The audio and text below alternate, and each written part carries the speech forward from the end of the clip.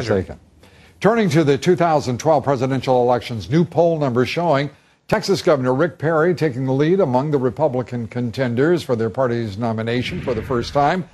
Perry nearly doubling Mitt Romney's numbers, 29 to 17% in the Gallup poll of Republican voters. Congressman Ron Paul gaining momentum after finishing second in the Iowa straw poll at 13%, moving ahead of straw poll winner Michelle Bachmann. Here now for his thoughts on what is happening in this race, Republican presidential candidate, Congressman Ron Paul of Texas. Congressman, good to have you with us. Let's start with Let's start, if we may, with these budget projections. There is nothing in this that is particularly assuring. What do you think we should be thinking about? What is the first way in which you would urge this Congress to move ahead if you were president? To a responsible budget? Well, I'd urge the people of this country to change what we see as the role for government. We have to address the subject of runaway entitlements and runaway spending overseas, which is no easy chore. But actually, I think it's worse than the report says, because they report deficits, but they don't report the national debt going up, which involves the borrowing, from the entitlement system, and then, borrowing from the funds. But then there's also the entitlements. The last figure I looked at, our obligation this year will probably go up about $5 trillion. So it's much worse than reporting exactly what the deficit will go up. But no, the spending has to be cut, but we have to change our attitudes. As long as we maintain this attitude that we can be in Libya and all these other places and we don't have any money, you have to have deficits. And there's no serious talk about changing our entitlement system and how we get people, out of the system and let them take care of themselves. And right now we've done about everything we can to keep our businesses from wanting to start new businesses in this country due to the regulatory system, the tax system, the monetary system. So it is a major chore, but we have to start somewhere.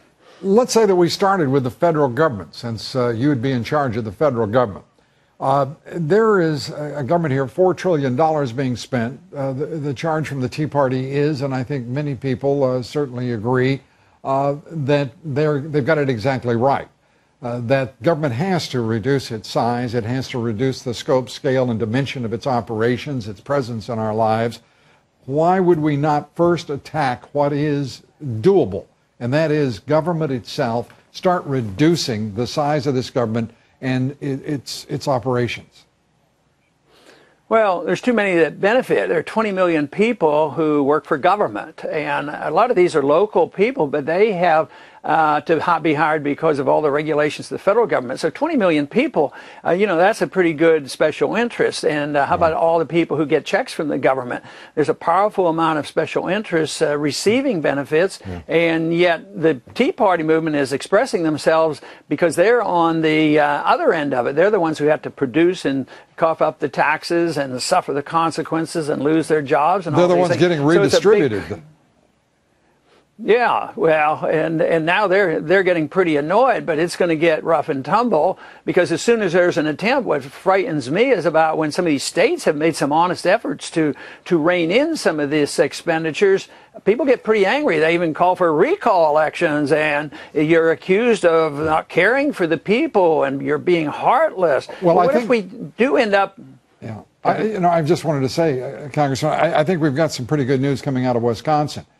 Governor Scott Walker there, with all of the drama, the contest, the political conflict, we are now learning that school districts and local communities are saving hundreds of millions of dollars. We're only into August. And the draconian measures that were, the fear-mongering that was rampant in that state.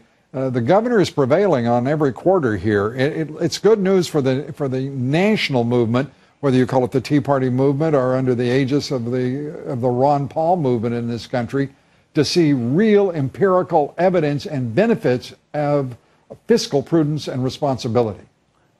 Well, I think it's great if they can just hold in there, but I see the anger building and I see the problems getting worse too, because I think there's going to be an inflation tax hit us and these problems are going to be with us. And I'm just afraid that there'll be people in the streets like they've been in other countries when they don't get what they want. And I think it's a sign that's coming. But also, Wisconsin gives us an idea of what you can achieve if you do the right things. But, you know, they're too impatient. How long has he been the governor? It hasn't been a year, you know, 8 months. And they expect, you know, results, and they're not patient at all. I think if they can pursue those policies in a year or so, people are going to say, wow. And I think Michigan and Ohio, these other states could achieve this too if we didn't have any more problems come down on us. But I think we're in for some more problems, and therefore it's going to be much difficult to satisfy anybody at all. Well, I guess that's why we need some terrific leaders, and we're delighted to be talking with you, Congressman, as always. Congressman Ron Paul, appreciate it.